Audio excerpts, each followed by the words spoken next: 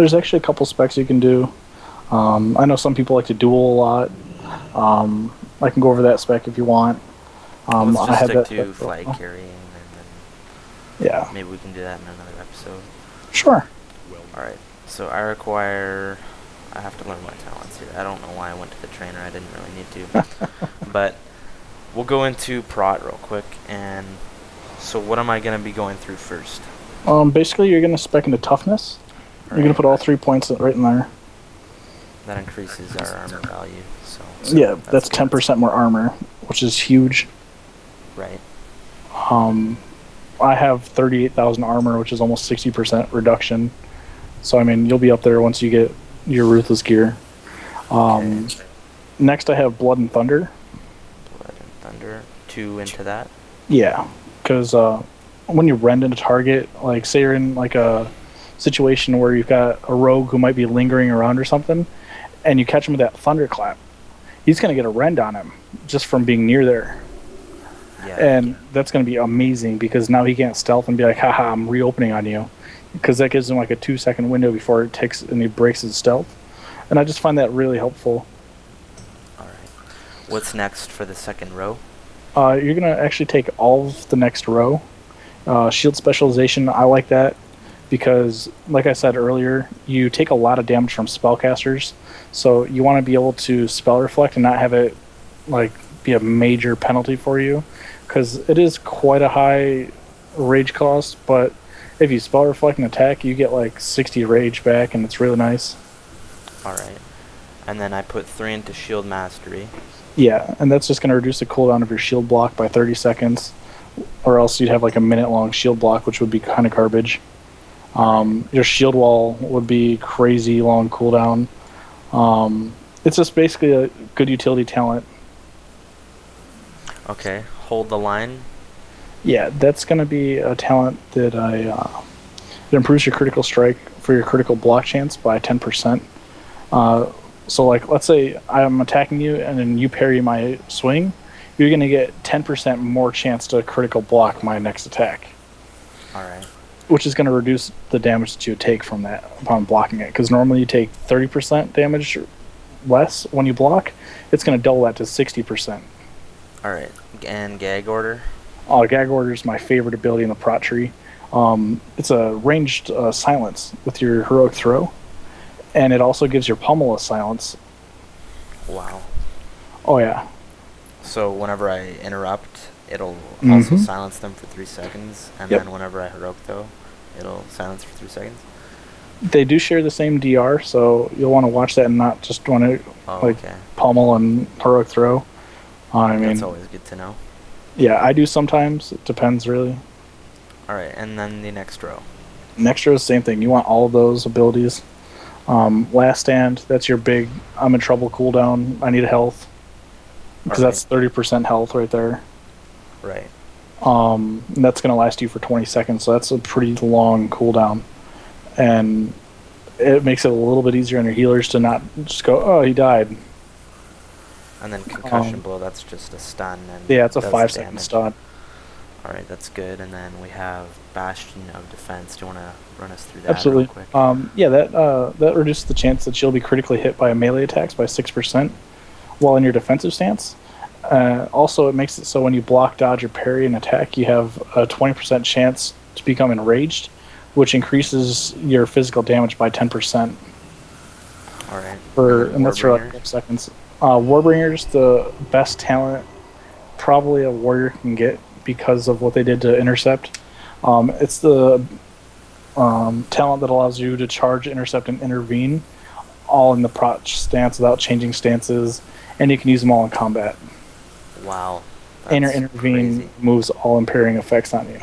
So if you get rooted by a druid or frost nova, you just pick an ally and just go bye-bye. That's crazy. Alright, and then the next row?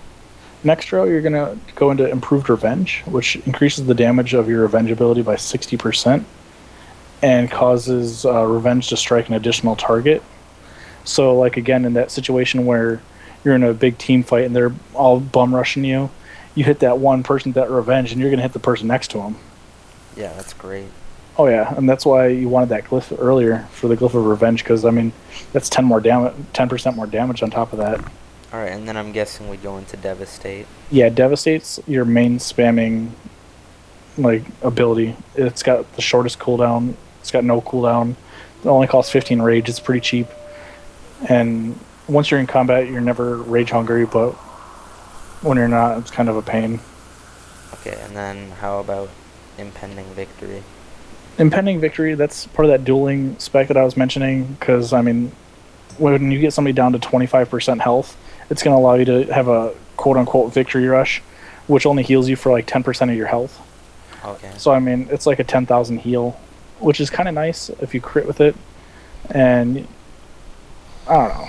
So I like it for. we're not going to be going into that for... No. Alright. How about Thunderstruck? Thunderstruck, you take 2 of 2, Alright. because with Blood and Thunder, you're going to be thunderclapping a lot. And that's going to make it so that when you're thunderclapping, you're getting another benefit out of it. Because it's going to improve the damage on your rend, cleave thunderclap abilities by 6%. Also, it's going to make your thunderclap stack up the damage of your shockwave by 10%, and that's going to last and stack up to 3 times. So you're actually going to be hitting for 30% more when you shockwave. Alright, and Vigilance, we're taking that. No, you won't need Vigilance. That's a PvE talent. That's basically just to make it so, like, if you're tanking a boss or something with another tank, you can put that on them and you get threat from them. I mean, it's kind of nice. Okay. Just not. Sword and Board. You actually want to go over to Heavy Recuperation. It's underneath the Impending Victory. Alright, so 2 of 2 of that. Yeah, because when you go to do your shield slam, you're going to want to shield block first, because that's going to increase your damage by 100%. Wow. Alright. Yeah. And that's how Sword you get Board for like next. 50k. Oh yeah, Sword and Board. It increases the critical strike chance of your Devastate by 15%. It also makes your Are we going 3 of 3? Devastate. Yes.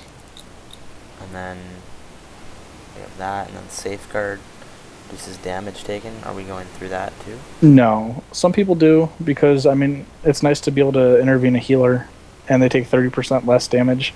I had it for a while. I didn't really like it, because your healers should be competent enough to where they're surviving on their own, and you should be peeling for them anyways. Okay. So I just kind of skip that talent, and I just go straight into Shockwave, because that's a big cone stun, which is awesome. Okay, and then what do we do now? We have 10 points left. We go Now, through... yeah, you're going to go into Fury. Alright. Blood Craze. After taking damage, you have a 10% chance to regenerate 4% of your health over 5 seconds. Alright. And that's big. Self-healing is awesome. So we have Blood Craze, and is that it in Fury, or do we still... Yeah, that's all you want in Fury. Alright, how about Arms? In Arms, you're going to want to take 3 out of 3 War Academy, Okay. because that's going to increase your damage with your Raging Blow. Well, not your Raging Blow in this case. Your Devastate, your Victory Rush, your Slams, but all by 15%. Alright. Then you're going to want to do Field Dressing, which is going to increase all healing that you receive by 6%, and the effectiveness of all your self-healing by 20%. So that self-healing from Blood Craze is going to be increased by that talent. Alright. And then what's next? And then Second Wind is your last 2 points. So anytime you get stunned, immobilized, snared, or anything like that, you're going to heal. You're going to generate 20 rage and 6% of your total health over 10 seconds. Alright. Wow. Alright guys, that's episode 1 of First Blood. We just went through gemming, glyphs, reforging, and talents, all for the Protection Warriors spec and class. Hopefully you guys enjoyed the video. If you guys did enjoy the video, be sure to toss it a like, and also check out McMockery at his channel for some more Warrior PvP. If you want to see the next episode, be sure to like the video and subscribe to the DaraMactire channel. And I expect the next episode to be out within the week. So see you guys next time. Thanks for watching.